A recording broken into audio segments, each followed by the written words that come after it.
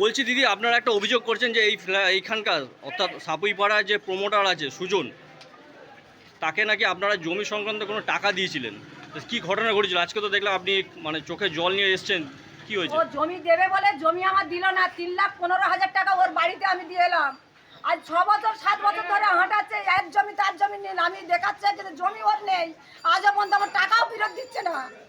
কত টাকা দিয়েছিলেন? 3,15,000 টাকা। তো এখন যা বলছে আপনাকে কাগজ দেখাতে হবে যে উনি যে টাকাটা, আপনি যে টাকাটা দিয়েছিলেন। ওটা লিখে নেই, আমাদের মাথায় ওই বুদ্ধিটা নেই যে ওরকম মানুষ চিঠিবাজি করবে। এটা কতদিনকার ঘটনা?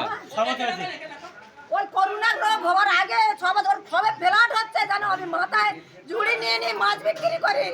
আমার সবাই তো জানে আমি মাছ বিক্রি করি। আমাকে কি করে আমার টাকাটা চাইছি, বলি বাবা আমার টাকাটা দে, টাকা আমার দিল না। আর উল্টে ভাষা আমাকে বলেছে জানো।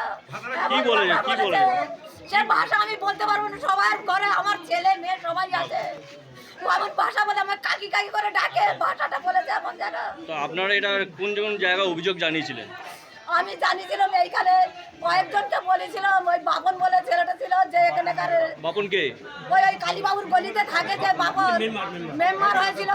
আমি জানিয়েছিলাম, বলি দাদা এরকম টাকা আমার এরকম নিয়েছে, তোমরা টাকাটা ঠিক করতে হবে না। আমার ছিল না, বললাম বলে এই সব ব্যাপার আর মাথা গলাবো না। তোমার তুমি একটা টাকা খাইছি না করছি। আপনার নাম? আপনার নাম? আমার নাম লতা রং। আপনারা থাকেন কোথায়? বাগান সাপুইপাড়া বাগান বাড়ি।